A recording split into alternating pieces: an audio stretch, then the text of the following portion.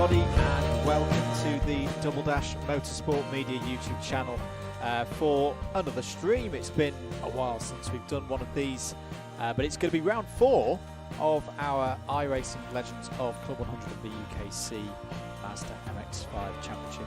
If you're new to the channel, thank you very much for joining us. It's great to have you here. My name is Andrew Mather, and alongside me, hopefully not as a small man in the box this time, because we've got the sound fixed, is Mr. Howard Mitchell. Howard, can you hear me? I can indeed, and I am very glad that you have let me out of the box. That was very kind of you to do so. Thank you, mate. Hello, everybody. Fantastic to be. It has been a while, hasn't it, since we last had a round of our lovely Legends of Club100 and BUKC iRacing Championship, and we are at a circuit, are we not, mate? That really does separate the wheat from the chaff. We are indeed. I've already kind of spoiled it, haven't I? Because I've put the scenic view of the circuit that we are around tonight. We are around the truly legendary Suzuka International Racing Course in Japan. And I think when we kind of put the calendar together for this one, this was one in particular that we looked at and went, that's going to produce some really good racing. Because it is one of those circuits that's very old school. So there's not much room for error, but a lot of challenging corners and also opportunities to overtake. Yeah, absolutely. I completely agree with all of that. And it's about, you know, you've got to string some parts of this lap. You've really got to string it together well, and we're going to see an effect that you and I often talk about when we're commentating on kart racing, particularly sprint racing, mate, in Club100 and BUKC karting in you know, the real world. It's if you get your line compromised because of a daredevil move by one of your fellow competitors, you aren't going to be open to losing just a spot to them. You're going to be open to falling back possibly 3 or 4 places if you're in one of these trains of cars. I think that's going to be particularly prevalent tonight, you know, because of the way that the corners all link up together. That's one of the things that people like so much about the circuit, to be fair. And we have some suitable liveries as well, don't we, for our setting here for this round. Definitely some good ones to look out for. We have indeed. I think a lot of people have got on board with the theme of Japan, and they've been scouring the trading paints showrooms for their relevant liveries tonight. We'll catch them in a few moments' time. We've got about 10 minutes before we kick off with our qualifying sessions. So let's do a bit of housekeeping. Let's have a look at tonight's entry list and who we've got out there. This entry list was correct as of last night. So there have been some additions, but to run through those that were registered when I typed out this graphic. JJ Aston back for another round. Matt Hale, Craig Brown, James Ibram, co-championship leader Josh Ladd. All regulars, of course. Michael Preston, great to have him on board. Simon Young, our winner from last time out. Steve Hicks, the controller of operations there in the lobby. Creator of the championship, of course. He's in a particularly nice livery tonight. Harry Melvin, great to have Harry back, representing Year 1 Racing. Tom Dix, who I think is our early pace setter for best livery of the night. We won't spoil what it is. Kirith Cali Rye, Gary Brown, great to have Gary on board. Tom Edwards, Josh Wellard, Andrew English, Matt Isherwood, Ben Bennyworth and Damien Wong. 3 drivers who were TBC in terms of their race numbers, but definitely not in terms of their race entries, were Quinton Durad, Mike Hart and Peter O'Connor.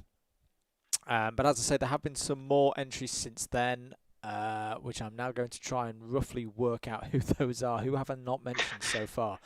Tom Banks is back, of course, for another go at this. James Child as well, and Daniel Thomas. It would be the 3 entries at the bottom of the entry list of entries 22, 23 and 24, whereas we had 21 last night. So 24 runners tonight. That's a good little field there, Howard.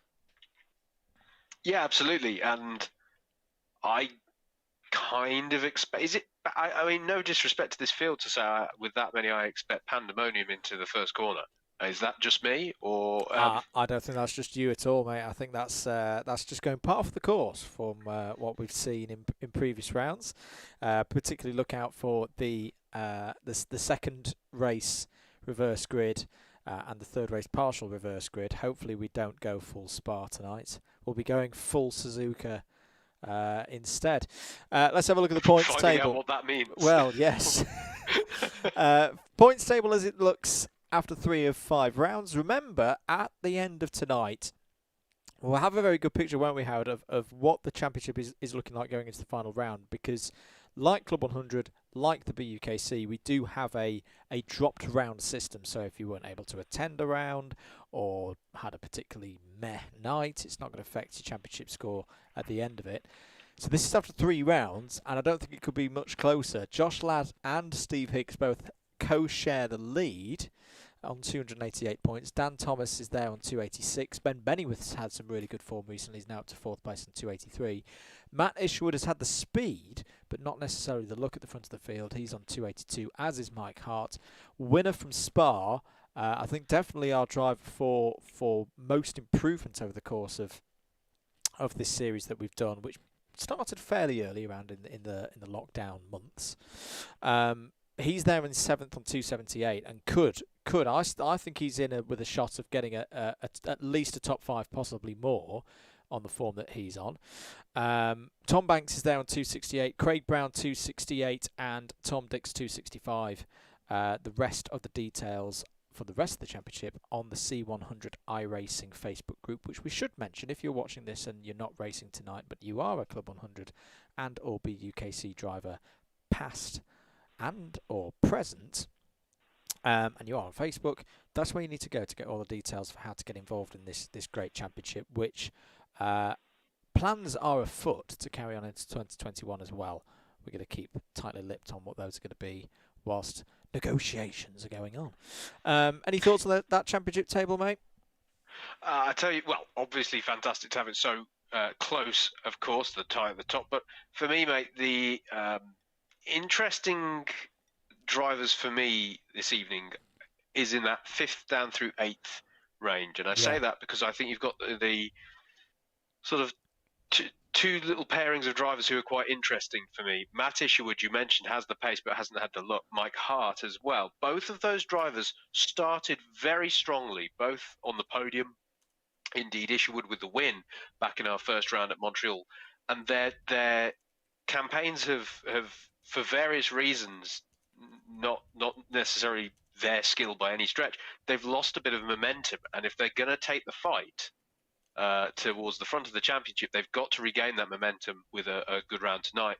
On the other hand, just coming up behind them, you mentioned Simon Young in the ascendancy with his score. Tom Banks as well with the 2nd place at Spa last time out, his best result. Those are 2 drivers who are really on the up and up. So it's going to be interesting to see how, what the play is there in the middle of this top 10, because they're not. They're within grasping distance of the championship still. It's It's not just that it's tied at the top; it is close throughout. Those top 7 drivers, I think, are still very much in this. All separated by just 10 points. That's quite something. But as I say, Isherwood and Hart are both 2 drivers who I'm interested to see if they can just get a little bit more success, a bit more momentum behind their championship campaigns as we head into the final 2 rounds. Here's your circuit map. It's a well-known one, of course. Suzuka International Racing Course, 3.609 miles, 18 turns. Originally built in the 1960s, of course, by the Honda Motor Company, who wanted it as a test track. It's been a regular on the F1 calendar since the late 70s and definitely through the 80s, of course. How could we forget? 1989 and 1990 Formula One World Championships decided here, and later championships as well. And one that particularly sticks in my memory, Howard, 1998, Mika Hakkinen versus Michael Schumacher. That was a title that went to this circuit, which I still feel, and I may be a bit grandpa-ish in my old ways here, I still feel this is where a Formula One season should end. I don't know about you. I Yeah, don't like a Abu Dhabi. I'm even not massively fond on Interlagos as an F1 season finale. Definitely the season finale for our series, which will be in a few weeks' time. But no, I love this circuit. I really, really think it's going to be a great show tonight. yeah, it is an absolute classic. You, of course, rightfully reference the 80s and 90s. Obviously, I think 2005 would probably also be up Yeah, there as and then Raikkonen's amazing victory in that one. Um, so many famous moments, and you're absolutely right, mate. For me, this is where a championship ends, possibly from playing many hours of the F1 games back when it was under EA Sports, that kind of era. This is where it always ended at Suzuka. So yeah. I'm with you. It is kind of right for this being where it ends. But Oh, not for us, of course. We are kind of reflecting F1 seasons around of 2009. recent years Yeah. with going here and then heading, of course, for our fifth round at Interlagos, which that's quite a nice place to finish as well. But yeah, absolutely classic circuit. And people who were listening, if any avid listeners of our humble Double Dash Motorsport Media podcast may recall the conversation that we had about Spa Francorchamps changing potentially changing some of its runoffs back to gravel traps because of the bike race Yep. that may be going there. This is one of those circuits. You don't Mm. have the tarmac runoff. You don't have massive amounts of space out of the track. That's why they have the classic, gravel traps and grass off the track. And that is going to be a challenge. If you run wide here tonight, you're going to know about it. You are indeed. We are just about to kick off qualifying, but seeing as it's quite a long lap, will be a while before we get any representative times in. So let's have a look at your formats tonight. Free practice, you may have noticed, have been going on in the background. I can tell you from that Josh Ladd has been quickest on a 2-minute 26.206. Quinton Durad second, Matt Isherwood third, Steve Hicks fourth, and Simon Young fifth. 15 seconds on that free practice session remaining. Qualifying then kicks off from 1930 hours on GMT. I must admit, I'm not quite sure if it is 3 flying laps tonight or whether it's 2, because as I say, it's quite a long lap, but we will know in due course. Then we'll go into race 1, of course. Straightforward, this one. Grid set by the results from qualifying, so if you're fastest in qualifying, you'll be on pole position for race number 1. That will be 8 laps. All of our races are 8 laps tonight.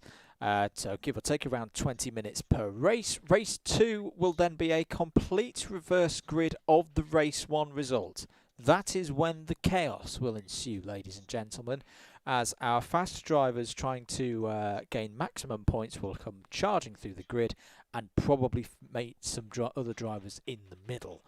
There'll be then a very short break and warm up, depending on how far through the schedule we are at that point. Will depend on how long that is. We'll have a bit of a review of the racing so far. The drivers will go for a little bit of a comfort break, and then we go into race number 3. Again, 8 laps, and it's the top 10 reverse tonight from race number 2. So if you finish 10th in race number 2, you've got pole for race number 3.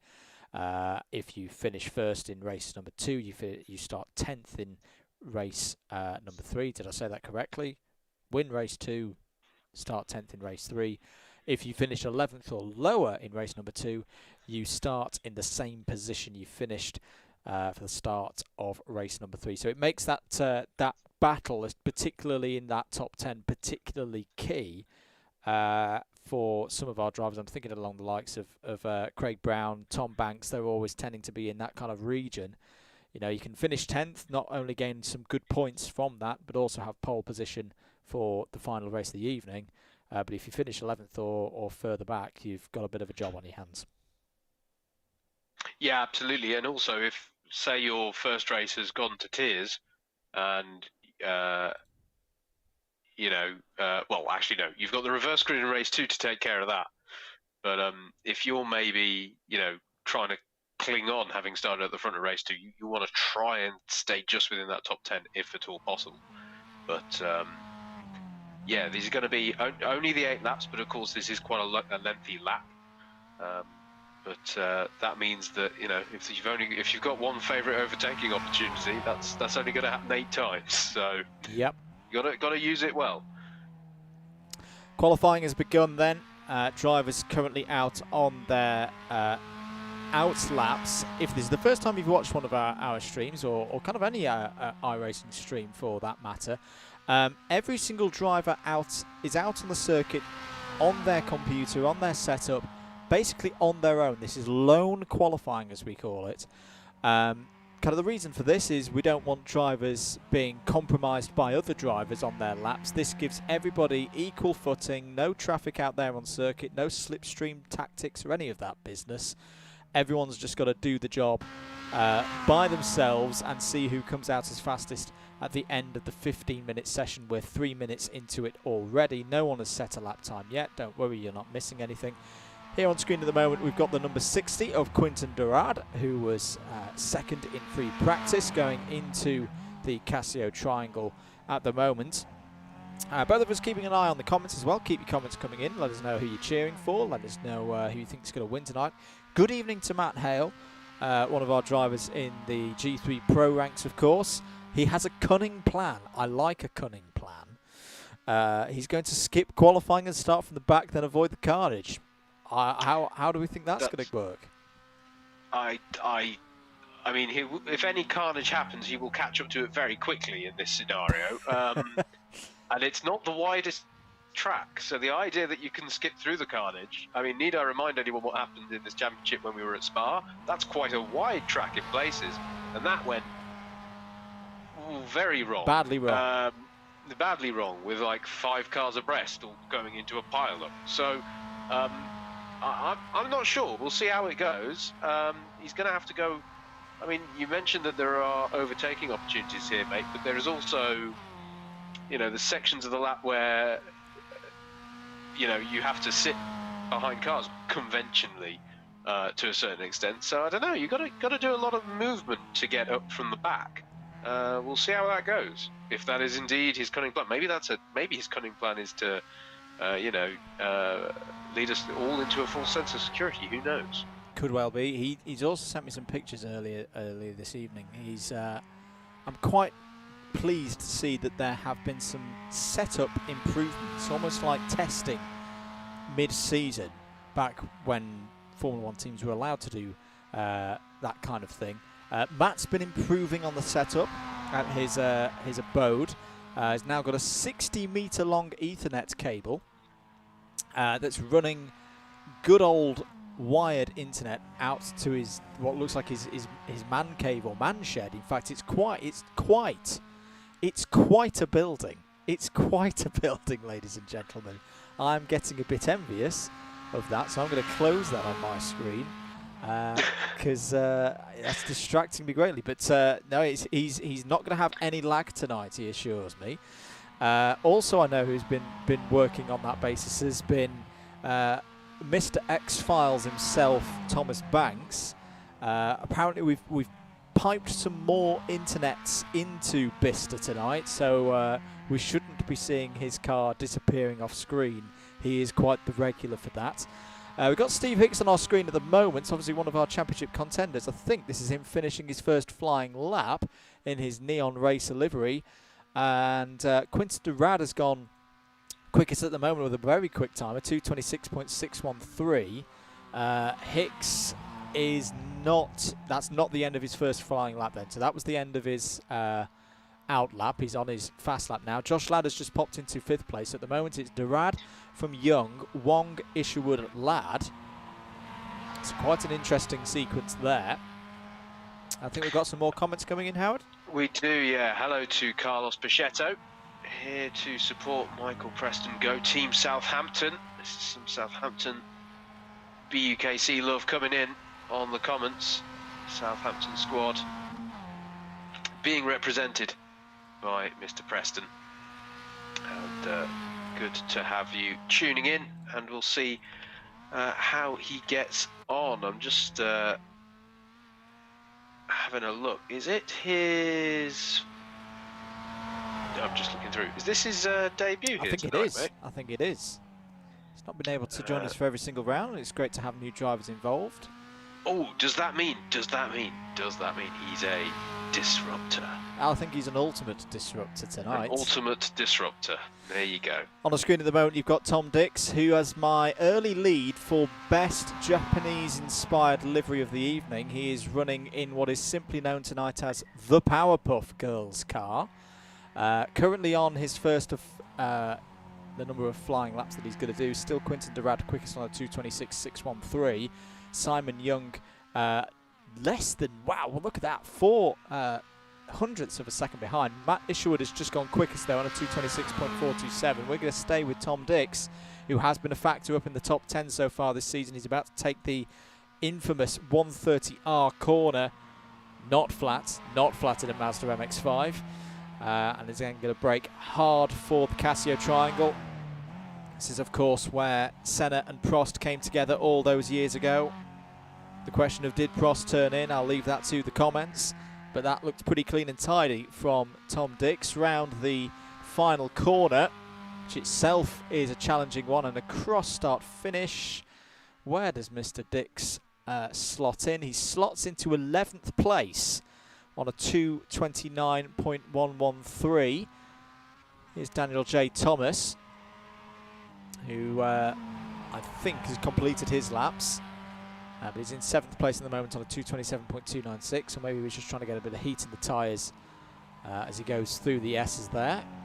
Wonderfully displaying all the logos that we like.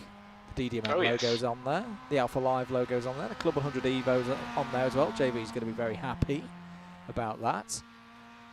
Should mention as well, the Club 100 2021 calendar came out earlier this week. Very good looking calendar, I must say. So Howard won't go into full depth of it tonight. We'll probably talk about that on the podcast. But I think initial reactions have been very good to that one. Yeah, absolutely. It's a really good looking calendar, and as ever, I'm always amazed when JV manages to get. I'm always amazed when Club 100 manages to get these calendars together, particularly under the current circumstances we find ourselves in. I'm massively impressed, but it is a good-looking, well-rounded calendar. There are a lot of driver favourites on there. Seen plenty of conversation, as there always is. There's always loads of conversation and certain circuits that people want, don't want, and all sorts. But it is a really nice, varied calendar. Plenty of variety on it with the circuits as well. So yeah, that's going to be something to look forward to in 2021. Just to interrupt you there, Howard, JJ Aston's had a bit of a spin in the number 15. He's gone full Kimi Raikkonen through the Spoon curve. That was on his first flying lap, an off-track there, which means that lap will not count. It's one of the really quite harsh things I find sometimes about iRacing. He's made a mistake, which is, of course, going to lose lap time. And to compound things, the lap time's not even going to count. So he doesn't even get it in as a banker. But he's had that problem there. Just having a look. Let's just have a look at Josh Wellard there in the number 22. He's about to finish a lap. I don't think he's registered a lap time yet. No, he hasn't. So a cross-start finish. Here comes Wellard trying to get a bit of heat in the tyres. I think he's completed. Oh, I think he's had off-tracks on both of his laps. So he's not counted there for a registered lap time. So he'll be starting from towards the back of the field. Back with Daniel J. Thomas. He's improved to 7th place with a 2:26.296. Very impressive, I've got to say. The top 7 currently covered by 1 second, less than 1 second, which, considering this is quite a long circuit, is quite something. Here's Tom Edwards in his regular livery. He's still the student driver, the student Hoonigan driver. He's currently in 11th place. Go ahead, Howard. I just want to put some shout-outs on some of the comments that are coming in. We've got Paul Melvin saying "Go Harry." That is, of course, for Harry Melvin, who I'm just trying to. He's had a good run since he joined us in this championship. He's only not up further up the table because he wasn't with us for round 1, but of course with the 1-drop score, if he's with us for all the remaining rounds, he would be on for having a valid championship score. So good luck to him, and it'll be interesting to see how he gets on tonight. And also, Kieran Fitzgerald, evening lads, was hoping to be racing tonight, but still haven't recovered from Spa. I don't think I've recovered from Spa, and I'm not sure I should be here. Here is Harry Melvin, just about to finish a lap. He's not registered a lap time as of yet in the Year 1 Racing liveried car. A couple of them out there tonight, of course. Matt Isherwood, the other one, who still has pole position with a 2:26.427. Where is Harry going to slot into here as long as this is a valid lap time? It's not come through yet, so this is either his first flying lap or the first flying lap had some form of off-track, which meant it didn't register. There is another one of our favourites tonight, number 17, Michael Preston, who's sporting the Danger Mouse livery. I'm quite liking the number of liveries with children's TV shows represented. This is a particularly strong entry. Howard's just had to step away from the microphone for a couple of minutes. Who else have we still got out there on track? Quinton Durad's still out there on track, who's somehow done an 11-minute 23-second lap. I'm not quite sure what's happened there, but he's up and in second place still at the moment. Not many drivers still out on circuit. It's going to be shown on the tower on the left-hand side. Only showing drivers out on circuit at the moment. We'll fix that in due course. JJ Aston still out there. Can he complete a lap time that puts him on the board? No, I think that is going to leave him down towards the bottom of the order, unfortunately. We are getting to the end then of qualifying. Only 90 seconds of it to go, or less than 90 seconds now.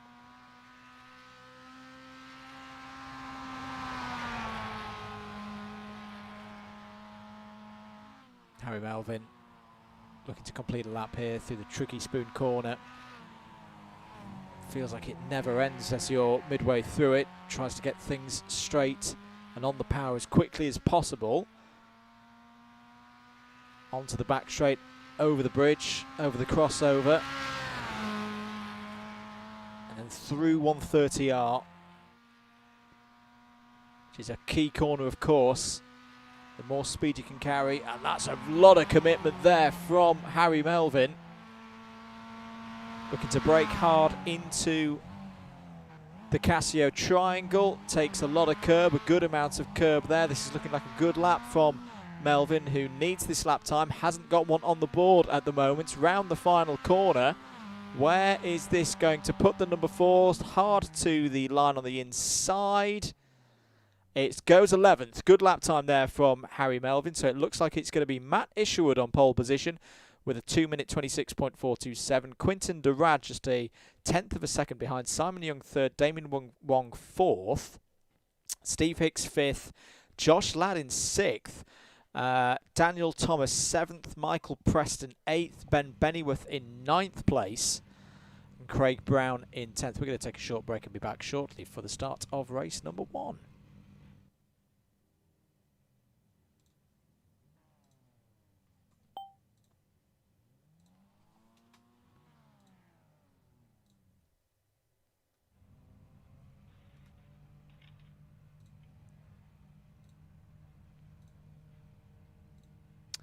Coming back to you then here at Suzuka, getting ready for race number 1. We're about 90 seconds away from the start of this race. Matt Isherwood on pole position then. We said at the top of the show that he's needing to find that form. I think I can hear Howard is back with us. We'll speak to him in a moment with just over 60 seconds before the race starts. Howard, if you can hear me, that's a good start for Isherwood on a night where he needs to get results. Yeah, as Steve Hicks has said, Mish has had his sake tonight. It's exactly the start that he needed. As I said at the top of the stream, he's a driver who needs to reinvigorate his championship bid, I think, this evening, and that's definitely the way to go about it. Here we go then for the start of race number 1. 8 laps here at Suzuka, and we are off then. Good even start from those at the front of the field. Quinton Durad will challenge Matt Isherwood into turn 1. Looks like he's got the inside line into turn 1. Yes, he has the lead. So great start there from P2. Matt Isherwood following through, and the rest of them, is anyone going to do a Grosjean? No, it's all looking pretty clean so far from the entire field as they go into the S's then for the first time. Matt Isherwood alongside Mike Hart there, two regulars competing at the front of the field. Everyone looking clean at the moment. Quinton Durad, your leader, ahead of Matt Isherwood there in second place. Damien Wong's had a good start as well there in the white Mazda MX-5, the all-white Mazda MX-5, but has now run wide and is going to be off the road. Can he get it back under control? Yes, he can. That was actually quite well done from Wong. That'll have been on cold tyres that happened. He only lost about 5 positions down into Degner 1 then, and then Degner 2. These two tricky right-handers to finish the first half of the lap. Problem there for the number 17 of Craig Brown, of Michael Preston, possibly a slowdown penalty there for cutting the course. Ben Bennyworth is up to 8th place. They cycle back through to the front, change of leader at the front of the field. Matt Isherwood has taken the lead back then in his number 62, ahead of Quinton Durad. And Simon Young in 3rd. 4th is Josh Ladd. Steve Hicks there in 5th, so the two championship leaders, Linus Stern on the road, as Ladd's run a little bit wide there. But all things considered there, Howard, I think that's probably the best. I know he's still got a couple of corners to go. That's probably the best first lap we've seen so far this season. Yeah, I doff my cap to the drivers because we fairly predicted chaos, mate. They kept it together well there. So yeah, I'm very impressed by the racing, the racecraft being shown out there. To be perfectly honest, everyone generally giving some good racing room and respect, and Matt Isherwood doing what he needs to do to reclaim that lead back off Durad. He really does want to try and take this one by the scruff of the neck and bring home the advantage he got by gaining that pole position. End of lap number 1 then. Matt Isherwood is your leader with 7 laps to go, and is already on the defensive. Big long straights here at Suzuka, of course. Simon Young trying to challenge Quinton Durad, and that was looking pretty close as there's been some spinners towards the back of the field, unfortunately. I'm just trying to pick up where the leaders are once again. Yet side by side for 3rd place. Simon Young and Josh Ladd, but it's still as you were. Isherwood from Durad, then Young, Ladd, Hicks. Damien Wong recovers to 6th place now. Daniel J. Thomas in 7th, Ben Bennyworth there in 8th. Craig Brown has had a good start in 9th, then James Child wrapping up the top 10. Michael Preston back up to speed now in 11th. In what we're calling at the moment Kids TV Corner. Danger Mouse overtaking James Child, but the Powerpuff Girls are not too far behind. There's something I didn't think I'd be saying this evening. No, absolutely. It's a bit like a BUKC drivers final with some of the fancy dress we've had in previous years, isn't it? And we love it. But worth mentioning as well how good this is for Durad. Durad's the driver who's not ultimately in the hunt for the championship because he joined us last round, and he finished 15th at the last round at Spa. So driving well at the moment to be up so high in the running order. Is indeed. Got caught up in the full Spa moment in one of the races, which kind of curtailed his evening. Tom Edwards currently fighting with Josh Wellard here as they come out of the hairpin. Can Edwards find a move into Spoon Corner?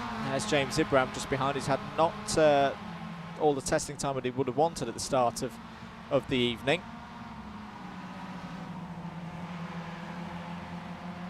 Tom Dix and James Child going side by side with JJ Aston not too far behind as well. There's Craig Brown and Bennyworth getting into the meaty part of this race. Coming to the end of lap number 2 then. Oh, and a little bit wide there was Josh Ladd, who's not having things all his own way tonight, as Simon Young is challenging Quinton Durad for 2nd place. He's up the inside there side by side as they go. Oh, and Matt Isherwood makes a spin. Oh, Matt Isherwood makes a mistake. And once again, Matt Isherwood, bad luck befalls him and he loses what would have been a great result. And it's still time to kind of pull this one back. He's actually recovered quite well. You can just see him there behind, and I think about 10th place now. So accidentally we go on the pace car. Apologies for that. But a spin, just getting on the power there, Howard, out of the Casio triangle. looping the back of the car around and, of course, catching Simon Young with him. Yeah, absolutely. And who were the two drivers who I mentioned at the top who needed to regain some momentum? It was Matt Isherwood and Mike Hart. Hart spun, I believe, just before the Casio chicane on lap 1. Was the spinner that we saw at the back. So yep. Both of those drivers, they've got to get on this. And as you say, Isherwood hasn't recovered too badly, but yeah, they've got their work cut out now, certainly, to get something good from plenty of racing still to come, of course, but to get the most from this round, they've got their work cut out for certain. Well, it's a great battle at the front. Quinten de Rad is now your leader in the number 60. Josh Ladd there in second place, and just quietly sneaking up there in third place, as he does in these big races. Steve Hicks, the neon car just behind. Simon Young is still there in fourth place in a very good position. Damien Wong having a good race as well, which is really good to see. It's not always gone his way in these races, but so far he's there in fifth place in the 888. He's got Daniel Thomas not too far behind, sporting the colours of Swansea University tonight. Eagle-eyed viewers may have noticed that Josh Ladd is sporting a certain Surtees Formula One team sponsor of the 70s. Very good, very good. It's very good branding. There's Penn Bennyworth in seventh place. And just falling a little bit further behind. What battles have we got further down the field? We've got JJ Aston trying to get past James Child there, with Tom Dix as Child a little bit wide and may lose a position here. Well, definitely will get an off track at least. Too many of them, and will get a penalty as Aston's going to try and go around the outside. That's a great move. That's a great move by JJ Aston through and into what will be 11th position. There is a recovering Matt Isherwood, who may have damage to his car, you know, because he's not making progress through the field. There may be some toe in and toe out, not quite doing what it should be doing. What have we got going on here? This is Josh Wellard, Tom Edwards and Tom Banks, side by side between Harry Melvin and Matt Hale as well. As James Child is off. James Child is off there in the number 5. Looks like the car's had a bit of damage to the front end as well. Unfortunately, that's going to relegate him a long way down the order. He's just been overtaken by Andrew English there in 19th place in the number 61. Very nice livery on that one as well. Nice shade of blue. There's Matt Hale, our single G3 Pro driver here tonight, also sporting a DDM logo. I'm liking the number of DDMM logos on the cars tonight. Well done, everybody. He's got some good pace though as Matt Hale. There in 18th, looking to get his best result of the season so far. Let's cut to the front though, as side by side, Craig Brown there and Michael Preston, but I think Josh Ladd has made the move. Apologies for missing it. Yeah, he has. So Josh Ladd is your new leader then, ahead of Quinten de Rad and Steve Hicks, but it's still very close. This is lap 4 that we're on at the moment. So we're almost at the halfway stage, but Josh Ladd, of course, Howard, he's been in this position a lot this season up at the front, but it's kind of since Spa really that he's had to deal with this kind of pressure, where the rest of the field, I really do feel, has got on his pace as the season's gone on. Yeah, absolutely. This is not it's not Formula One styly, where you know he's streaking away at the front anymore. Sorry, Howard. Side by side as they went into 130R there. Apologies, folks. Howard's on a bit of a delay to us in HQ, so wasn't to know that was going on. But Josh Ladd holds the lead. Has got a bit of a gap now ahead of Quinten de Rad, but Quinten de Rad might have a run out of the final corner. Quinten de Rad is looking to the outside. Is he looking for that Kimi Räikkönen 2005 manoeuvre? He may not need it. He may get a bit of help from Steve Hicks behind as well. Steve Hicks cuts to the inside. They're 3 wide as they go into turn 1. Is this going to work? Oh, just about. What brilliant driving from each of these pilots here. I thought that was going to disaster. Simon Young's got the best seat in the house there in 4th, but Quinten de Rad takes the lead there into the S's. Absolutely brilliant stuff, mate. This is fantastic. I really am impressed by the driver field. And to finish the point I was getting to, you're absolutely right, of course, that Josh Ladd is not being allowed to get away at the front with this in the ways that we were seeing, you know, earlier on in the championship. The field has come up to meet the challenge of him, and some fantastic racing ensues as a result. So Durad leads. They go into Degner 1 here on lap number 5. Josh Ladd not too far behind, then Hicks and Young, and looks like Daniel Thomas has got past Damien Wong for 5th place. Remember, the grid for race number 2 is the reverse of the result from this race number 1. Key to get the points on the board early as we go through this penultimate round of the championship. The slipstream effect clearly quite big tonight here.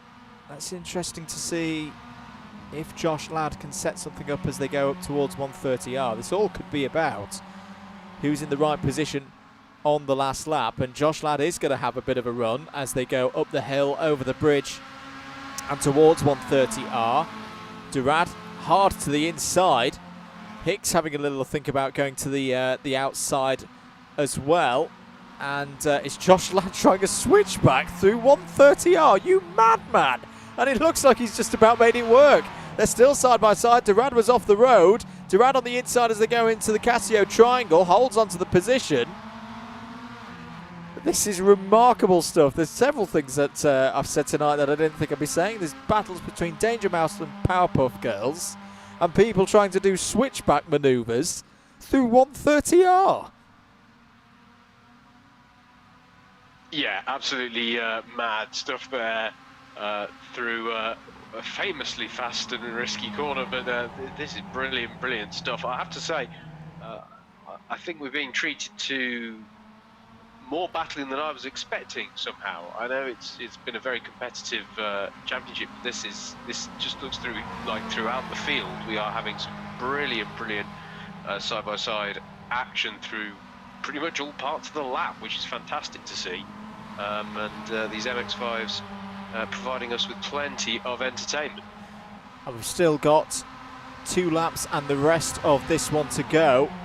Looks like Quinton Durad and Josh Ladd are just starting to break away from Steve Hicks behind.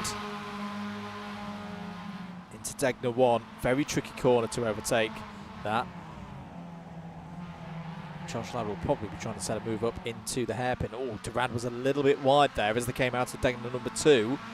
Is this going to be the opportunity for Josh Ladd to go full Kamui Kobayashi and go up the inside? No, Durad just holds just about half a car width to the inside. Oh, but gets very out of shape off of the hairpin. This may be the chance for Josh Ladd. He's pulling up alongside as they go through the kink. This fast right-hander, and he's taken the lead. He's got through. Now, can Steve Hicks follow him through? No, he's going to slot into 3rd place there.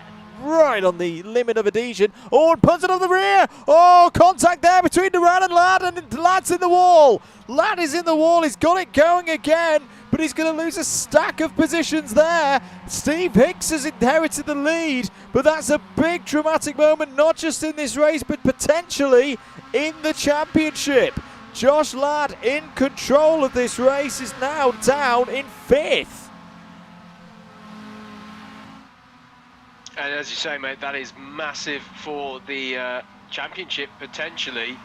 As it was a big moment for Josh. I'm going to avoid making any childish jokes about the sponsor he's chosen to put on his car and going into the wall. But anyway. Oh, sorry, Howard. Big crash coming out of 130R. Damien Wong is involved. Craig Brown's been taken out by it as well. Both drivers have lost wheels there and are out of the race. That was a big accident for the 888. So that takes a couple of drivers who are on for good results out of this one.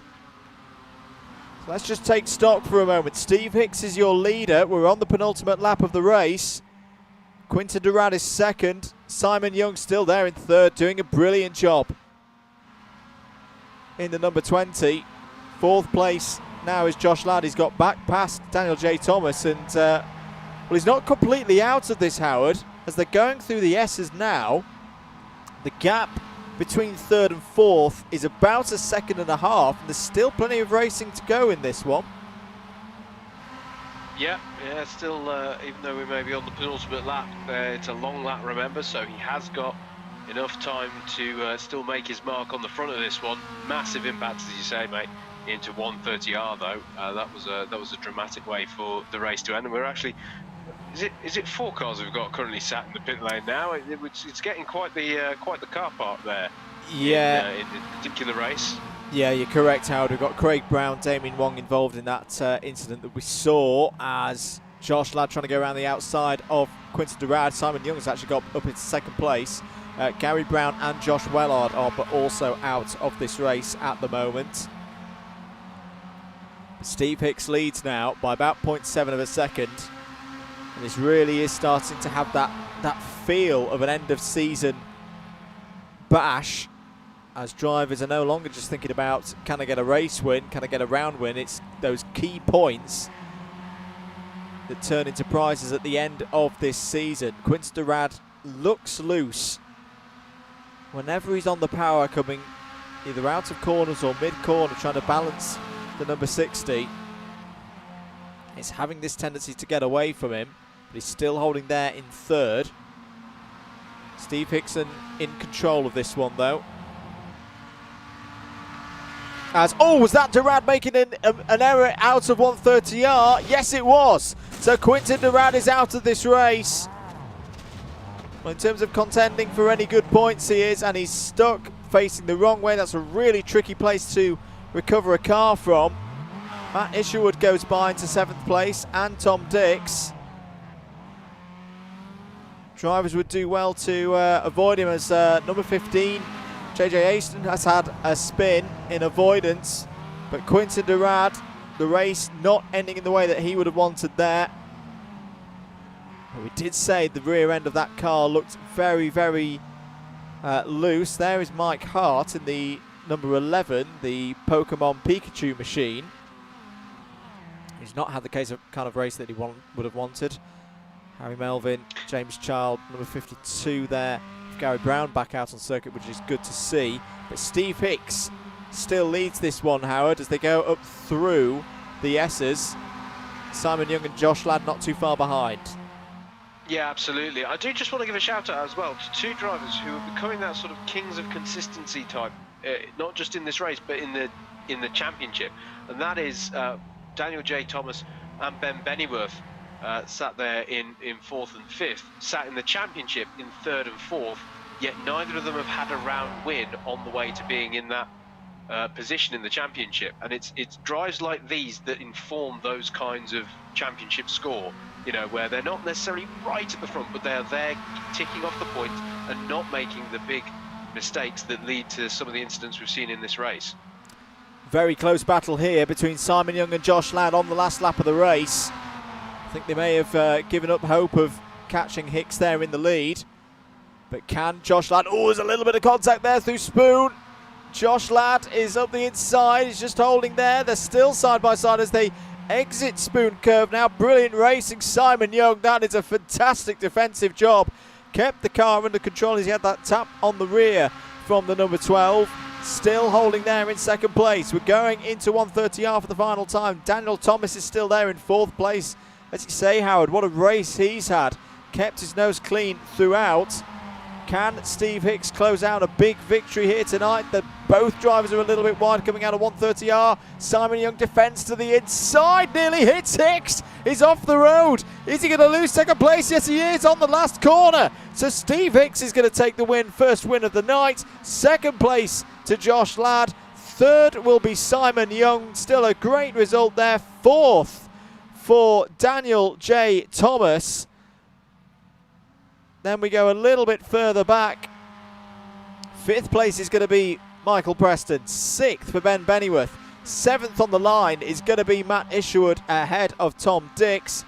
James Ibram, that's a great top 10 considering he's not had much practice for this one. And a close battle here for 10th place. Matt Hale ahead of Tom Banks. That is Matt's best result of the year so far. The post-race shenanigans begin as Tom Edwards has finished in 11th. Oh, Banks has binned Hale. That's terrible behaviour. 12th goes to Tom Edwards, as we say. Quinton Durrad in the end is 13th. 14th for JJ Aston. 15th for Mike Hart. 16th Andrew English. 17th Kirith Kalirai. Then James Child, Harry Melvin, Damien Wong, the top 20. Gary Brown, Craig Brown, and Josh Wellard to finish. What a race, Howard. That was quite something to kick things off here this evening. Yeah, that had a bit of everything, to be honest with you. There was chaos at times, but on the whole, I am really impressed by the standard that we're seeing in this championship now. The battles that we're getting around this Suzuka circuit this evening are fantastic.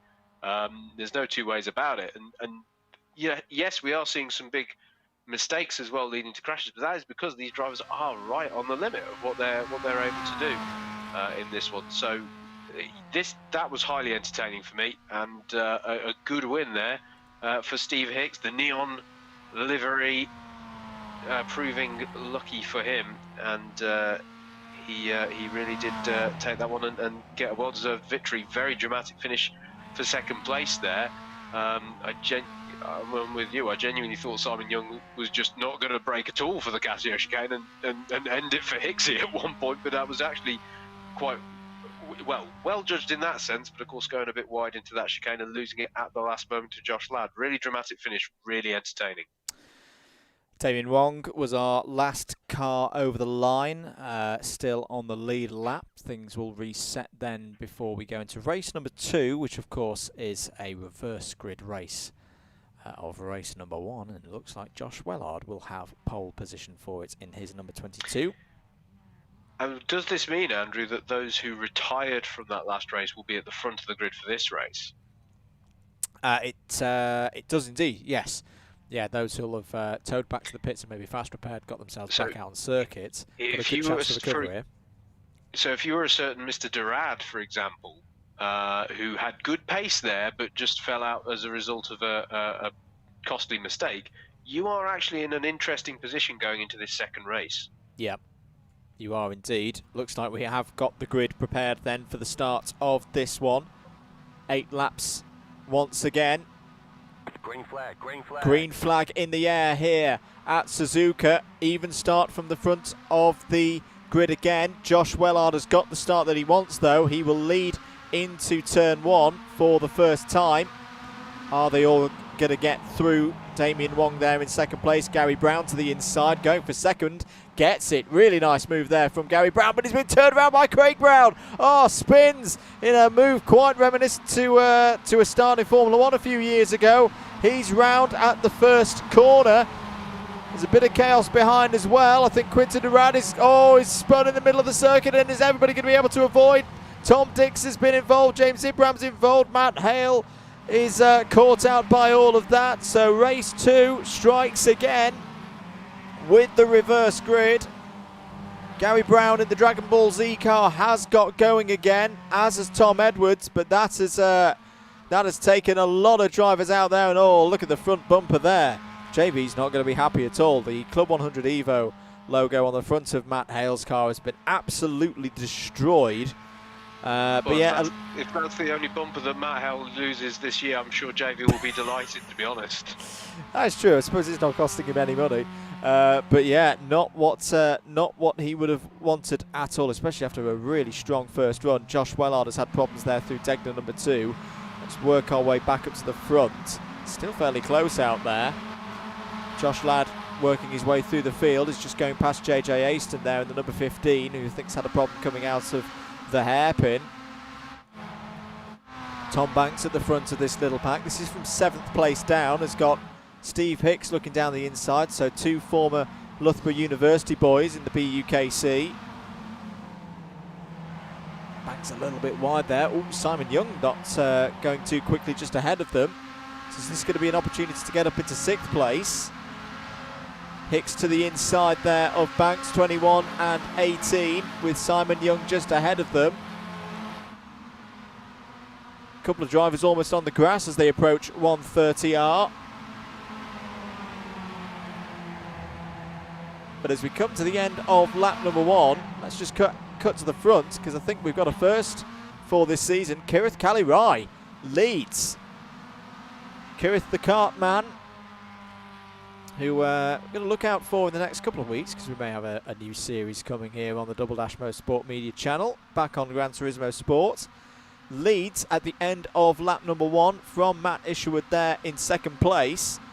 I think we've got some 3 wide, 4 wide action just behind as Mike Hart's up to 4th place. Side by side through the first corner are Josh Ladd and Tom Banks. Andrew English having a really good race so far as well there in 9th, just ahead of Daniel Thomas. What do you think of that first lap then, Howard? We had the chaos in the S's though. Overall, not too bad. Still a pretty good standard. You know, yes, there was a bit of a reminiscent of F1 recent years incident there in the first couple of corners, but well, as we're referencing, it happens right under top flight motorsport. So it's you know, on the whole, I'm still relatively impressed with how they conducted themselves on that first lap. I'm not sure if all who are towards the back will necessarily agree, but on the whole, it's pretty good. And as you say, quite a start here from Kirith Kalirai, who's not necessarily featured at the you know, at the forefront of this championship, but has been there throughout and is driving really well here at the sharp end of the field. The former King's College London driver in the BUKC, and competing in the Sprint 60 Championships in Club 100 this year. But a good run that he's got here towards the sharp end of this field. Matt Isherwood has gone for the lead and got the lead there in his year 1 racing entry with the RAF roundel on the back. The former Cardiff University driver. Can he turn this one into a good result? Of course, he had the spin in race 1 when he was leading and lost it on the exit of the Casio Triangle. As what was happening behind there? Was that another loss out of... Yes, it was, and there's more drivers potentially getting involved. Josh Ladd is involved as Banks has been turned around by Andrew English there. It was all triggered, I think, by, was it James Child going off in a very similar way to what we saw in race number 1 with a couple of drivers, and then everybody else piling in behind as they came out of 130R. I also think I saw, yes, Josh Ladd in the pits with damage. Josh Ladd is in the pit lane and he's completely lost the front end of the car. Will be able to fast repair, as I think James Child is in the pits as well, but more drama for the co-leader. You see the fast repair there. It was got out without losing too much time. But that's not good news for the Cardiff driver. And is that a Tom Banks going slowly? Is that his race pace? Or is there a problem with the Takata car? No, I think that was just his pace. He seems to be back up to speed now, as Gary Brown has had a spin in the Dragon Ball Z car. Seems to be running okay now. But more drama, Howard, for our championship leader. Yeah, this is turning out to be one that shakes up the form book a little bit here, and I think there'll be a few drivers who'll be glad of the drop score system that we're running in this championship after tonight, because this is a little bit of a different one compared to what we've seen so far in the season. Dramatic moment, as you say, coming out of 130R there, and oh, sorry, Howard, incident right ahead of Steve Hicks, and I think that was caused by the number 15 of JJ Aston, and the poor bystanders in all of that were Ben Bennyworth was taken out by that. Banks survived, and James Ibrahim as well. So not good news for those drivers, as Damien Wong is having a bit of a moment just as they go into Spoon Curve. But Steve Hicks must have had something go wrong as well, because Steve's currently down in 11th place. So I'm not quite sure what's happened there. Side by side, Wong and English as they go up towards 130R. Who's going to yield here? Harry Melvin's not too far behind this duo. Well, isn't Steve Hicks, he's of course been working up from the back of the grid, so has he actually had something happen to him, or is he there I think he has. legitimately just on his way up? I think he was about 7th at one point in the battle with Tom Banks, so you know Tom's had some issues. Good point. Well, Tom Banks, of course, was caught up in the incident, the 130R incident of a lap ago. So that's what happened to his race. Simon Young looking to the inside of Kirith. Callie right very close as they go into turn 1. Oh, that was a great move from Simon. Kirith did not give him much room at all. Firm but fair racing between the two of them. Simon Young kept it under control and took that position. He's now closing in on Mike Hart, so it's Matt Isherwood leading from Mike Hart there. He wants to be the very best. Well, he's got to try and find one more up the road to get that first position. Well, he's got to catch them all to get that first position, really. Very good. Gap is currently 3 seconds. As it tips it into Degner 1 and Degner 2. But Matt Isherwood not under any pressure at the moment. You see him there just going through the hairpin. Simon Young looking to the outside. Kirith still having a really good race as well. Michael Preston in 5th place. Oh, he's got a slowdown. I think he's got a slowdown penalty there. Yep, and he's just been overtaken by Daniel Thomas. So that's Thomas up to 5th place. Once again, Howard showing that consistency that you mentioned earlier on. Here's the battle for 7th place. In fact, if it's 7th place, where has Damien Wong gone? I think Damien Wong has had a problem. Unfortunately, looks to be out of the race. So more bad luck there for the driver of the 888. But Andrew English having a really good run here, scrapping with one of the top drivers in this competition.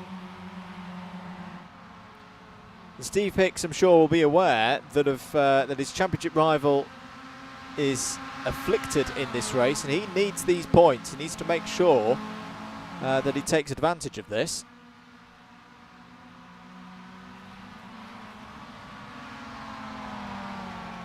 Through 130R they go. Andrew English a little bit wide. Too much of a problem. There's JJ Aston. Harry Melvin currently in the top 10. Tom Dix after the incident earlier on up to 11th. Tom Banks down the inside of James Ibram. That'll be 12th place for Banks. We're already on to lap number 5, so we're already in the second half of this race. There's some changes up front as into the pits comes Michael Preston. So Michael Preston has some form of problem and unfortunately is out of the race. There is Josh Ladd, who will now go up to 14th place.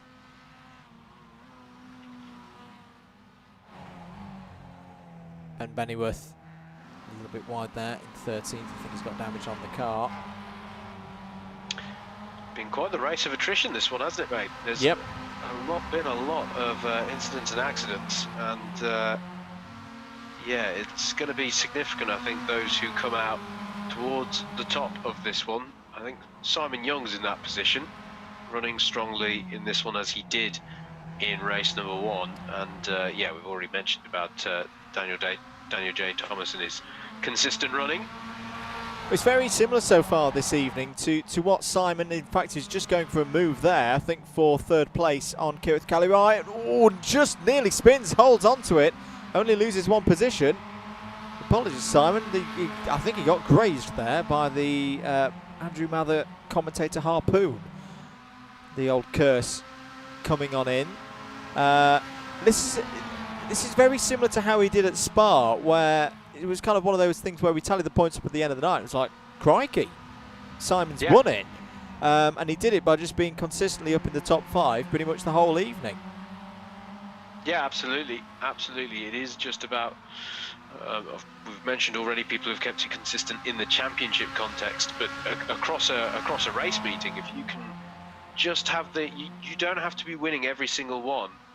By any stretch of the imagination, and as we've said several times, there is no one person who's just streaking away at the front here and leaving the rest to fight over the scraps. So it is good to have that consistency, and that is what I think, you know, Simon Young setting himself up here for a very strong finish again to this 4th round of the championship. So end of lap number 5 then. Matt Isherwood leads by 6 seconds ahead of Mike Hart. Further couple of tenths back is Kirith Cali-Wright. I'm just going to close in though, because why is the gap going down? No, it's fine. Matt Isherwood is maybe just controlling the pace at the moment as he's here on lap number 6. Mish just making sure that everything keeps pointing in the right direction, doesn't have any errors out there. It'd be good value for this victory if he could take it. You just saw Michael J. Preston there, who is back out on the road again.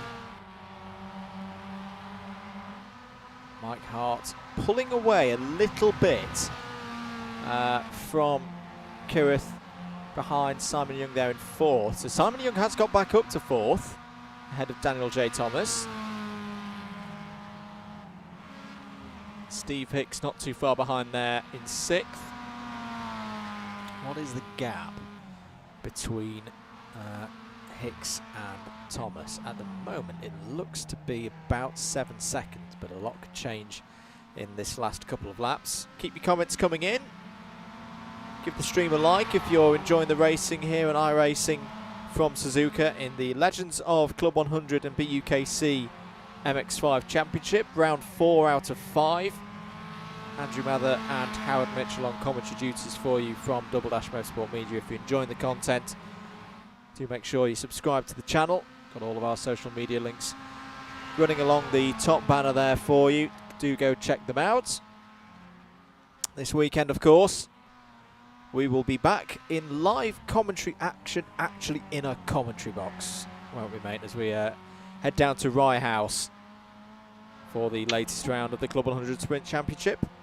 We will indeed. We'll be working alongside our friends over at Alpha Live to bring you all of the racing action on the Sunday this weekend, so do follow along. If you're not following us on social media, now's a great time to do it. Or if you're watching and thinking, yeah, this lot race well, there's plenty of stuff coming up this weekend in the real world racing. Full metal racing.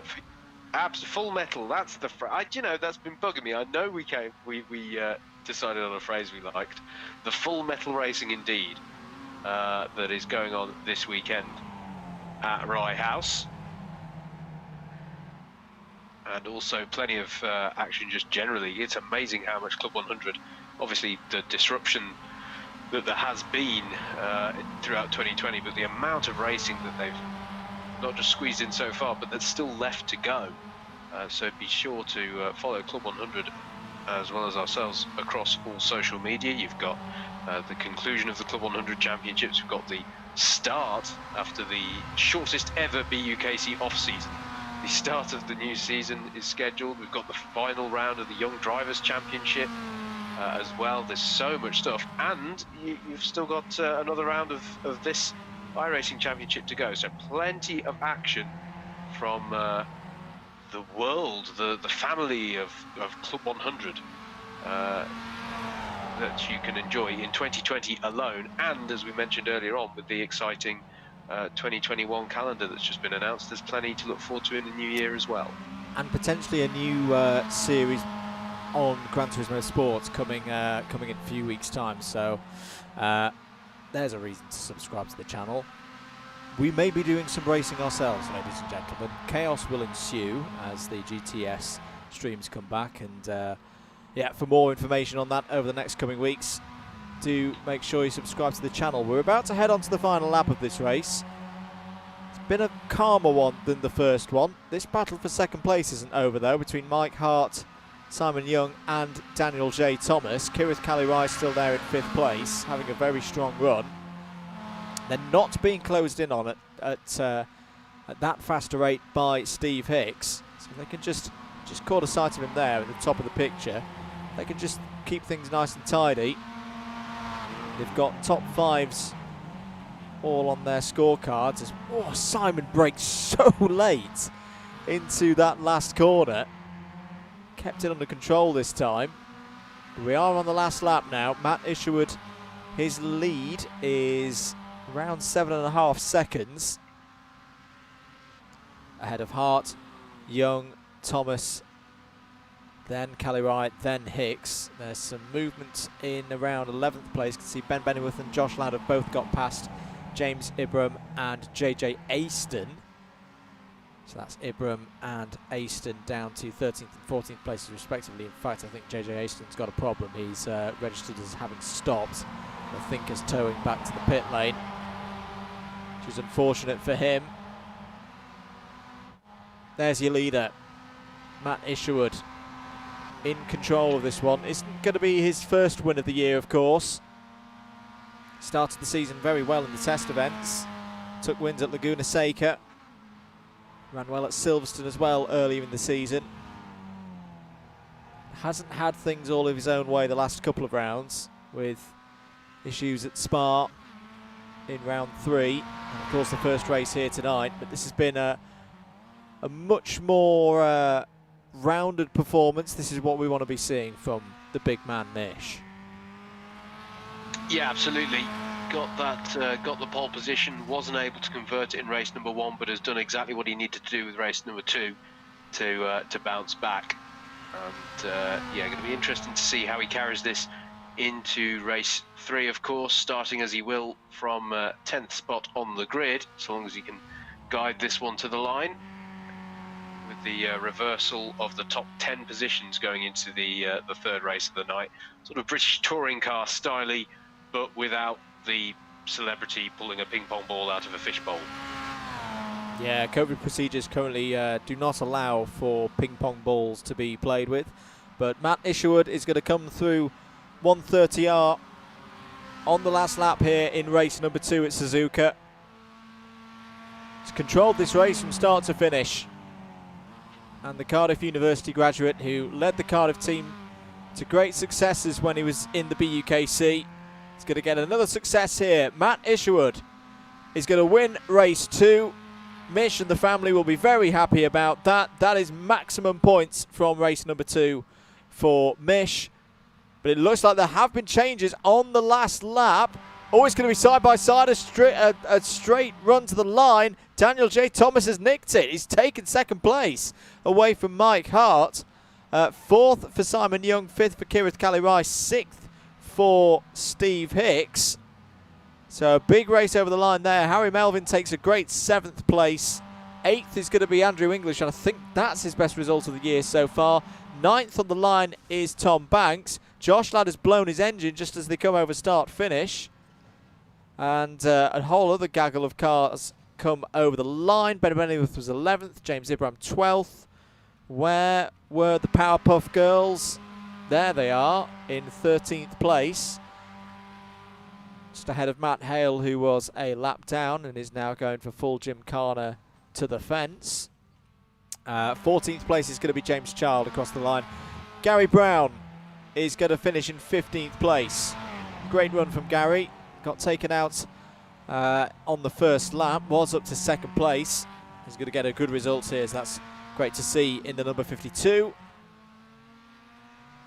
He's not quite gone Super Saiyan yet. Maybe we'll wait for that in race number 3. I'm going to go out on a limb and suggest that's Kirith Callie Rice's best result of the season. Yeah. It certainly was a strong drive. And decent recovery, I think, as well for Tom Banks, if you consider that he got caught up in the little contretemps that went on at 130R. I think that's not too bad for Banks there. The amazing duo of Danger Mouse and Michael Preston. Penfold has been benched for the evening. He's going to finish in 18th place, and that is going to be our last car over the line, I believe, because Craig Brown is in the pit lane. And that's going to bring an end to race number 2. Another good one there, Howard. Yeah, absolutely. I know we're seeing some, big incidents out of 130R. When things are going wrong, they're going wrong quite spectacularly. But I'm still broadly pretty impressed with the standard here tonight, mate. I think the drivers have really taken to this championship, and they're driving well. They're getting used to these MX-5s. Some of them will have come into the championship with a fair old experience in them anyway. But really impressed with that. Some great comments coming in. We've got Dan Thomas leading after 2 races, according to Hicksy here on the chat. Matt Hale simply says that race went well, with a slight an emoji that suggests he might not be entirely serious. And Kirith Kalirai saying, can report side-by-side into 130R doesn't work. It's working better here tonight than I've seen it work in many other series, to be fair. So, we've seen all sorts. We've seen people sending the dummy into 130R and things that just don't make normally not usually a coherent sentences in motorsport talk tonight, to be perfectly honest. But that's the way the cookie's crumbling tonight. We're in the mid-race warm-up session now, just a couple of minutes for drivers to maybe try some things out. Pressure off, of course. Sometimes especially in iRacing, there's so much going on, and it's so easy to make that mistake. The races can be quite long as well. You maybe do drive at 96, 97%, just to make sure that you get round without making any big mistakes. This session might just give drivers a bit of chance to try something different. They will be going out on cold tyres, of course. But yeah, it's been a good evening so far for a good number of our drivers, and it feels quite open again going into this last race of the evening. Yeah, not half. I mean, I've never seen a battle going into the first bend here at Suzuka 3 wide. I've never seen quite so many instances of people trying to go side by side through 130R. It's been really competitive. That's really, really impressive. Just a small update, by the way, because Steve Hicks is keeping us up to date in the comments section here. And penalty for Simon Young that just got applied. Yeah. That's dropped him down to the P11 for that second race, which of course is costly, of course, not least because of the reverse top 10 going into the third and final race. So that's frustrating for him. And takes away, it was Hicks and Young tied for second on the points. So that's been costly there for Simon Young. Kieran Fitzgerald says, missed the first 2 races. It was Kieran who was recovering from Spa. Missed the first 2 races. Anyone gone full Banzai yet? I'm not sure I'm not sure I would say anyone's gone full Banzai. I would say that we've had some Banzai errors and mistakes through. 130R has been very dramatic, and drivers who have lost it there have then had quite hefty shunts.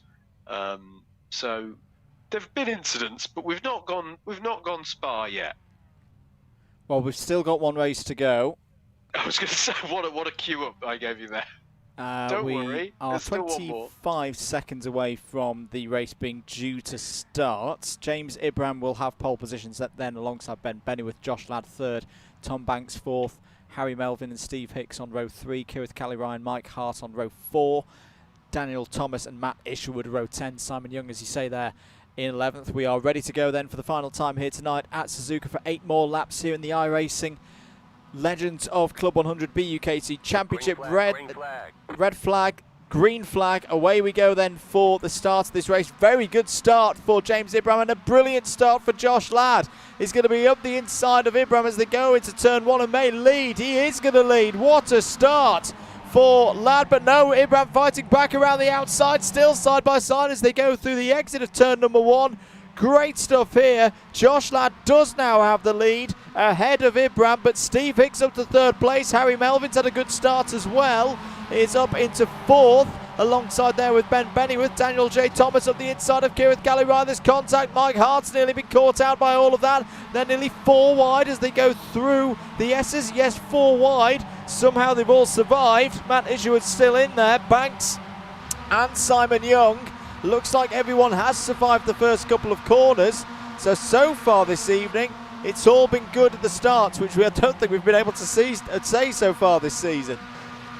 Absolutely brilliant stuff, mate. This going through the S's to get this one underway. 4 wide, as you say, and for that not to have come to tears, I am so impressed with this field tonight. They are driving in a way I don't think we've seen from them so far this season. Brilliant stuff on the opening lap of this final race of the evening. So Josh Ladd leads it then. James Ibrahim in second place. Steve Hicks there in third. Harry Melvin, impressive so far there in fourth place.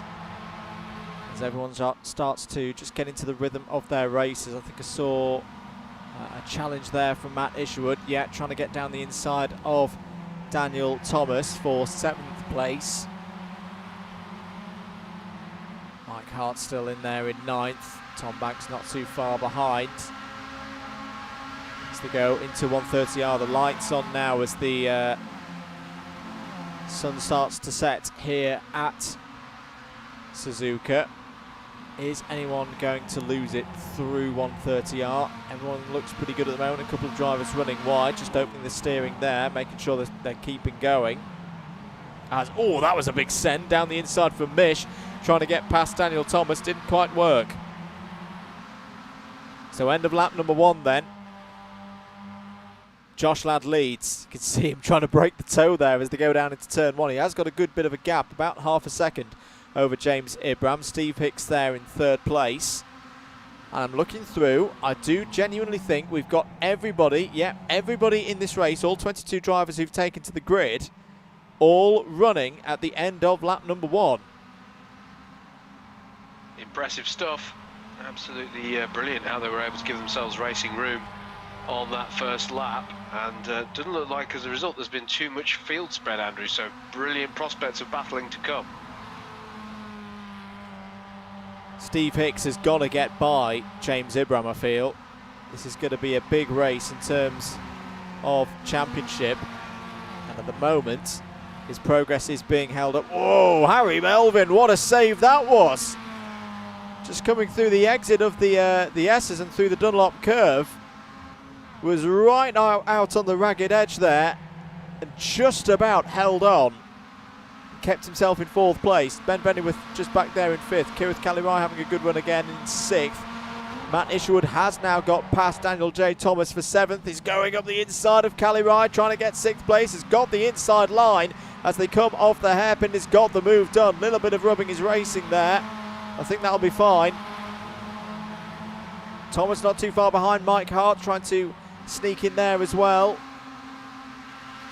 Be careful, he'll start throwing Pokeballs at other drivers in a second. He's down the inside of Daniel J. Thomas as they go into Spoon Curve. This is going to get a little bit interesting. Still side by side as they go through the second part of the longest corner on this circuit, and Hart has got the move completed. Bankston Wong not too far behind now as well.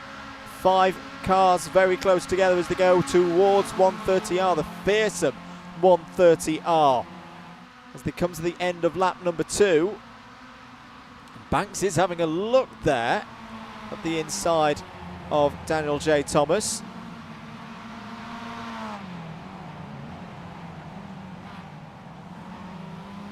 All nice and stable at the moment.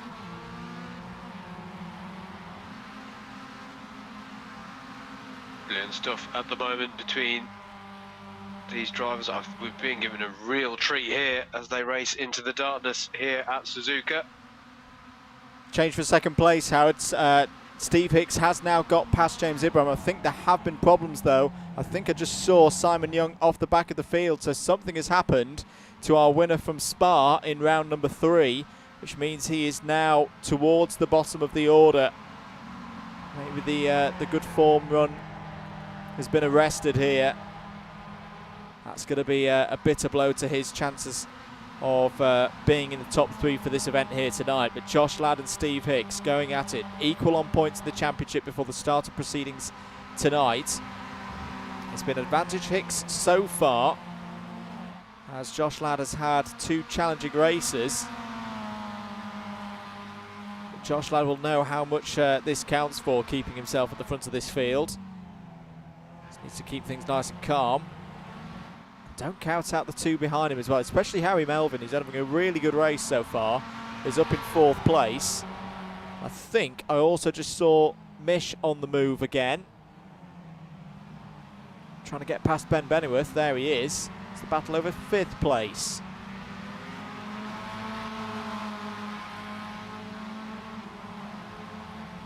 You can also see Howard, Quintin Durad, I was going to say, was coming through the field, he just went grey. I hope that means he doesn't mean that he's had an incident out there. We'll just try and find him out there on circuit. Yes, I think he has had a problem actually.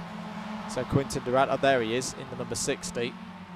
Just as we say, was coming through the field. It's not been Quintin Durant's evening so far tonight. He's now battling with Matt Hale over 18th place.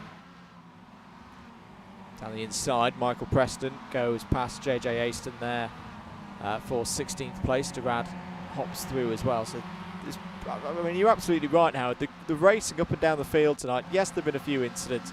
It's racing, there always is. But on the whole, the racing quality has been very, very good tonight. Yeah, I feel like there's been a step change this evening. And saying that, Banks is going for a Joker lap. The World Rallycross photographer just about keeps it under control. Oh my goodness, I thought we were going to put the kibosh on it there and see a spearing Banks into whichever poor soul was in the middle of the Casio triangle, but he just about managed to hold on. Sorry, do continue. Well, no, that's allowed, as you say. His association with Rallycross means I think it's wrong if he doesn't do that. And actually, that's where the old F1 pit entry used to be, wasn't it? Yes, it was. So you know, he was just checking that was still good, checking it was still there. It's important to do these things. He's back on the circuit now in 11th place. But apart from World Rallycross photographers outbreaking themselves in chicanes, it has been very good tonight. Yeah, it really has, really has. Even I mean, I know, you know, for example, Michael Preston's joining us for the first time this evening, but even he, you know, it just has a really good standard to this championship now, and I think it's really good that we're, you know, discussions are ongoing about doing something into next year, because this has, you know, we're having a lot of fun doing this, but ultimately it has established itself as a really nice, I don't know how we would say it, an extracurricular activity for our Club 100 and BUKC family. Yes, as we say, plans are afoot for an expanded 2021 series, which we may even venture out of the MX-5s as well. No, I shouldn't say any more. I don't want to leak stuff out before it's been announced. It's official, by the way. Now Kieran Fitzgerald has declared Banks did go Banzai. I'm inclined to agree, because we all thought that was going to result in a. It was all getting a bit. He did it at the wrong corner. He's meant to do it at the hairpin, like Kamui Kobayashi back in what, 2011, when he was just sent everybody back in the Sauber. Well, it felt a bit Monza to me. What year was it? Was it 2011 when Liuzzi just lost it? Just in the HRT. Into the first chicane. Thankfully, he didn't do that, and he's still in this race. I was going to say, it was well held ultimately, but yeah. You know, just to say as well, obviously it's really good to see. Unfortunately, it's a bit of the timing that we're not able to show you at the moment. The I ratings for our drivers, I'm seeing a lot of them are growing. Obviously, Josh Ladd at the top there has got an I rating of 8,410. That's very high. But I look further down the order, and there's a lot of people's I ratings that when we started this, we're kind of down in the 1,000 somethings, and I think the majority are now above or around, you know, 2,500, making some real progress. It's really good to see. Yeah, absolutely. It's great to see, as we've got potentially, mate, most of the liveries in this series are so distinctive. We might be having one challenge of the evening, which is calling it between Isherwood and Melvin on this one, just because they've got sort of sister liveries. And their line astern on the circuit as well. Isherwood now up to third. Yeah, exactly. So there's our one challenge from a commentating livery perspective there to keep an eye on. Still going well, by the way, James Ibram. Oh, sorry, Howard, change for the lead. Change for the lead, and a big one. Steve Hicks has got past Josh Ladd. I don't know whether Ladd made a bit of an error or a mistake. He's still there in second place, but he's lost a considerable amount of time, considering that they were quite close together on track. But Steve Hicks leads here on lap number 5. Yeah, that could be significant, because that surely puts him in the pound seats for taking the round victory. Coming into this race, he was second on the points. And he hasn't had a round victory yet so far, as Hicks. We're obviously indebted to him for bringing together this series as a whole, but and he has been featuring well, of course, tied with Josh Ladd for the championship. So moves like that, super significant from a championship perspective. But the one thing that Josh Ladd has had up until this round that Steve Hicks hasn't, it was a round win, and Hicks really putting himself in line for that now with that kind of move. He's got a bit of a lead as well of about 2 seconds over the rest of the field.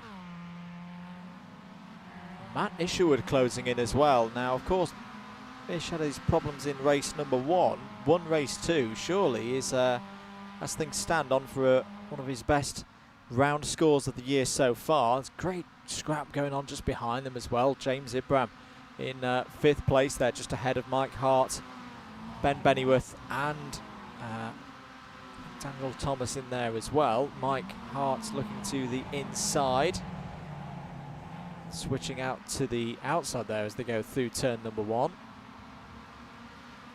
There's Kirith Kalirai in 9th place. 10th at the moment for Banks, just holding that position ahead of Craig Brown. Craig Brown, of course, who had some great plaudits. Was it a few weeks ago, just ahead of our stream at Bayford Meadows. Scott Mansell, chap who runs the Driver 61 YouTube channel, and does a lot of sim racing and coaching in iRacing, praising not just Steve Alvarez Brown, aka Super GT, for one of his moves around Wilton Mill, but praising Craig as well for the level of racing that was held between the two. It was kind of a video of the best overtakes that you could find on the internet. Plaudits there for our Club 100 racers. Craig relatively new to the iRacing game, of course. Oh, as Mike Hart has got past James Ibram, and Ibram and Bennyworth will be side by side as they run towards Spoon Corner. Of course, if you want to see more Club 100 sprints action, as we mentioned with Craig there, on Sunday, Rye House all day.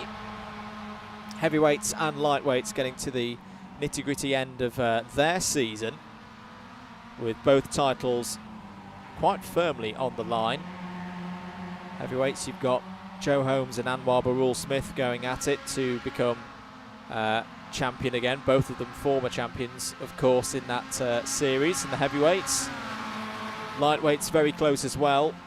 Can Dan Healy continue his great form, especially his form on streamed events, and try and overhaul Ed Bars? That's, as I say, all on Sunday on the Alpha Live YouTube channel and social network, and on our Facebook page as well. Bit of contact there between Ibram and Bennyworth just as they go through the Casio Triangle. We're on lap 7, or about to go on lap 7. Still Steve Hicks ahead of Josh Ladd, but Josh Ladd is closing, Howard. Yeah, absolutely. He's not. We mentioned how when Hicks got ahead, he had a bit of a lead gap, but Ladd is not giving this one up without a fight. And well, he might, because as we say, this is, these are the two came into tonight's running tied at the top of our championship. So he's got to fight this, Andrew. He's really got to take this one and take any points off of Hicks that he can. Even if say this was to be a dropped round for Ladd, he still wants to try and deny points to Hicks even in that scenario. So he has got to try and push here. So it's Loughborough University graduate, followed by current Cardiff University racer, and then a Cardiff University graduate just behind. And Ladd really is on the rear bumper of Steve Hicks now through Degner 2, where we think Josh Ladd made the error a few laps ago. He's taken a tighter line there. He may be alongside Hicks here as they go towards the hairpin. The two championship contenders as close as you like. Defensive. Oh, Mish hits Hicks. Oh, takes him out. Matt Isherwood outbreaks himself and Josh Ladd survives it all. Well, how big a moment is that going to be? Harry Melvin's got through, he's into second place. Where have they all formed back in here? Mish and Hicks have got running again, but that was all Matt Isherwood just getting the braking wrong, getting on the grass, into the hairpin, losing control, hitting Steve Hicks. Josh Ladd very lucky to avoid all of that. But what drama here at Suzuka. Well, I mean, if you'll excuse the pun, Josh Ladd must have felt he was equipped with some special form of protection going into the hairpin there, because that just was, it so perfectly just went to chaos for the two he was fighting with there. It almost started before the braking for Matt Isherwood to me, mate. It was like he got out of sorts, threw the right-hander into the hairpin. I know the braking zone sort of happens at the same time, but he was, you know, two wheels on the grass coming out of that, and that is going to be, you know, yeah, there's going to be an unhappy Hicksy, I think, because there was really nothing he could do, obviously, with that. It just, he was the unlucky one there. It's a big hit as well, a really big hit to Hicks's car. Well, Hicks is back up to fourth. I think Isherwood has had either more problems or a slowdown penalty, because he's dropped off the back now. So we're on the last lap. Josh Ladd leads. Harry Melvin has been very impressive so far this evening. He's now in second place in this race, 4 seconds behind Josh Ladd. But it's absolutely, as you said, Howard, you know, this hasn't been the best evening of the season for Josh Ladd, but he's had to keep going in this race, because if he can take points off the other championship rivals by taking the checkered flag in this one, it could be the crucial thing at the end of the season. Yeah, absolutely, absolutely. You keep on pushing. You know, with the drop score system, it's not like you go, oh, okay, well, I don't have to try. You know, you always have to push, because if you can deny things for your rivals, that's significant too. Harry Melvin, as you say, mate, having a fantastic drive as well. Best round result so far this season has been 9th, so I think he's on to get a best result for the round here with a drive like this. But yeah, all falling into place for Josh Ladd. Josh Ladd's just got one more sector to go then. He's heading down into the Spoon curve now. 5 seconds is the lead that he has over Harry Melvin. Mike Hart still in third, Steve Hicks fourth, Isherwood fifth, Ben Bennyworth again. As you mentioned earlier, Howard, so consistent, always up in the top 10.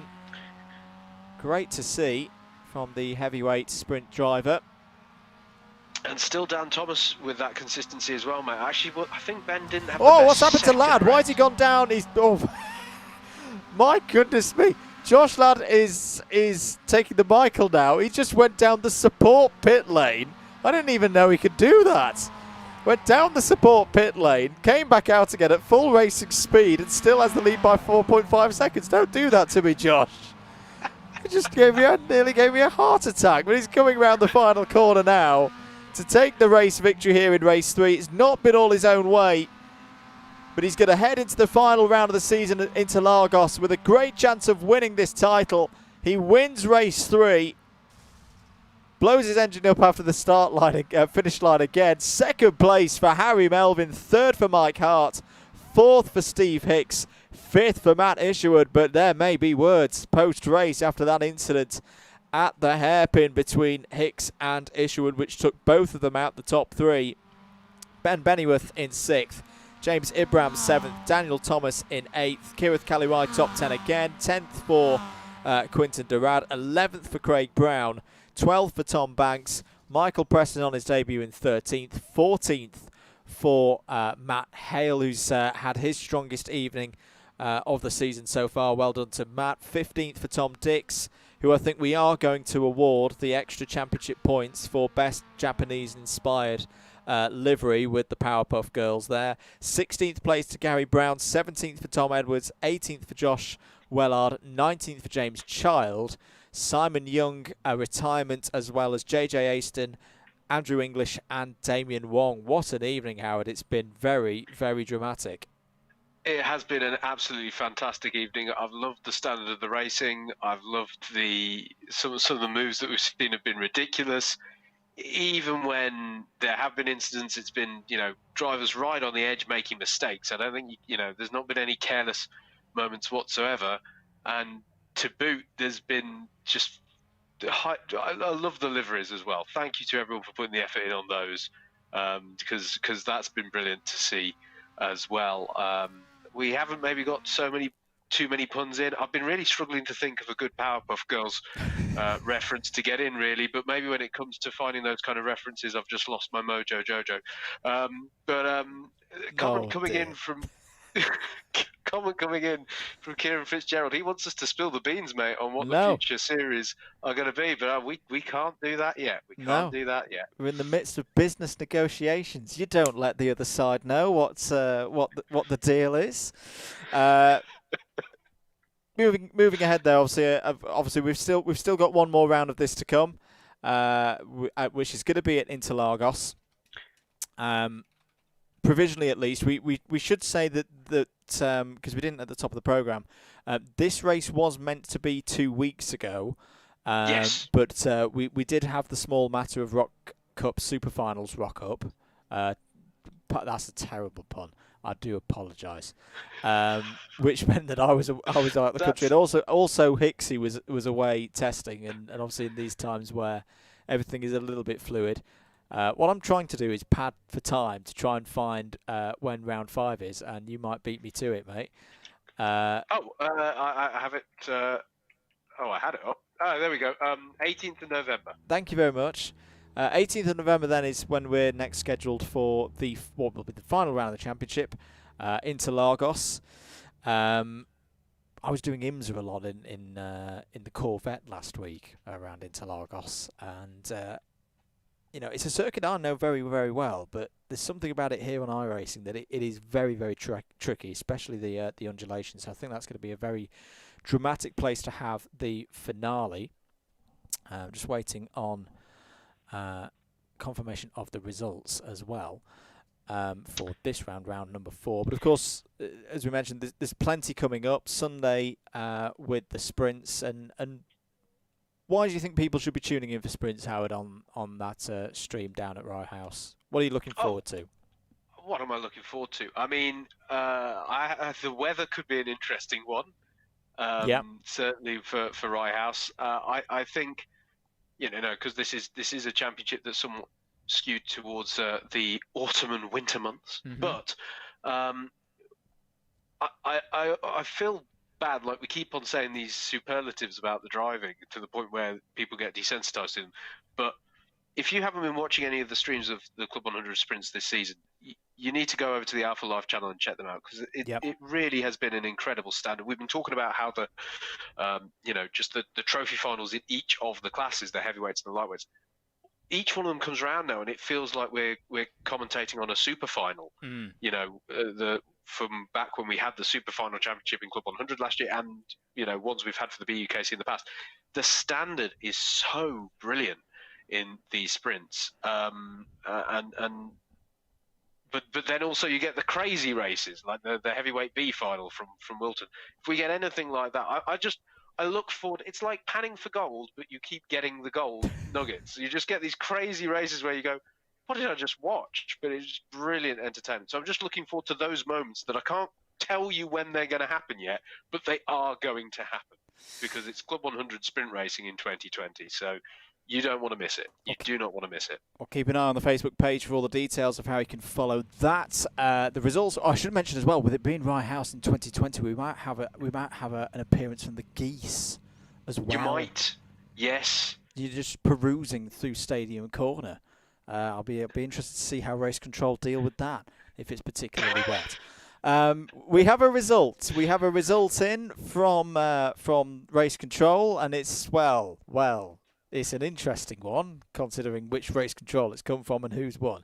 Let's go top 10. Tom Banks finishes in 10th place on 271, tied with Kiris Kalirai there in 9th. Harry Melvin 8th, so he does get his best result of the year so far on 273. James Ibram 7th on 274. Daniel Thomas 6th on 278. Ben Bennyworth and Mike Hart 4th and 5th on 279. Into the podium then on 288 points was Matt Isherwood. Second place on 290 points. Bit of a surprise, actually, because it's been a tough evening for him. Josh Ladd, but your winner by a single point over the 3 races, Steve Hicks. So Steve Hicks will lead the championship going into the final round at Interlagos. As we say, provisionally, unless anyone gets called overseas again on the 18th of November. But it is very, very close still in this championship, the iRacing Legends of Club100 BUKC Championship. What do you make of that, Howard? Yeah, big result for Hicks there, but it does still keep things really, really tight in that championship. You know, it's 100 points that Hicks will have got for the round victory, 98 points that Josh Ladd will have got for the second place. So it's still only going to be 2 points in it in that championship. It's going to be absolutely we're going to have to have our calculators out for the final round, mate, because you know this whole drop score thing is going to keep it spicy right through to the end, and it is really, really close throughout the field in this one. So yeah, that result tees it up nicely, and it's good to see Matt Isherwood getting a slightly stronger. I think both he and Mike Hart have actually got a bit more momentum to their campaigns, just to finish off on that little narrative that I've been pushing this evening. So yeah, really interesting as we head towards the conclusion of this one.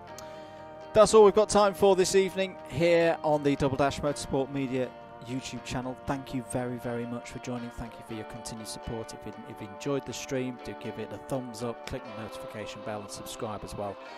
We will be back shortly with more content, both of an iRacing variety, a Gran Turismo Sport variety, and the Club100 vlogs as well. Do check out the Facebook, the Twitter, the Instagram, all of that business.